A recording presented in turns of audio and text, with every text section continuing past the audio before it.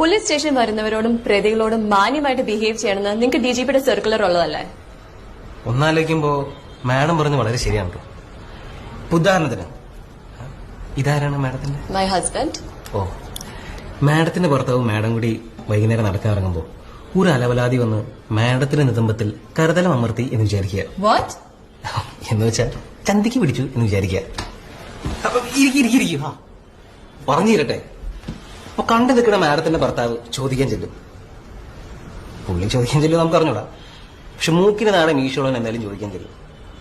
അപ്പോ അലവലാതി ചോദിക്കാൻ ചെന്നതേ നിങ്ങളുടെ ഭർത്താവിനോട്ട് കൊടുത്തിട്ടുണ്ടെന്ന്.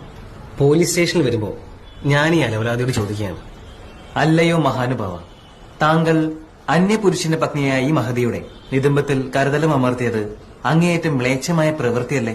ഞാൻ താങ്കൾക്കെതിരെ നിയമ നടപടി എടുക്കുന്നതിൽ വിരോധമില്ല എന്ന് കരുതട്ടെ. ഇനിമേലിൽ താങ്കൾ ഇത്തരത്തിലുള്ള കുൽസിത പ്രവൃത്തിയിൽ ഏർപ്പെടില്ല എന്ന് ഞാൻ വിശ്വസിക്കുന്നു എന്ന് പറഞ്ഞ സമാധാനത്തോടെ വിട്ടാൽ മതിയോ? അല്ല, മാഡത്തിന് അത് മതിയായിരിക്കും.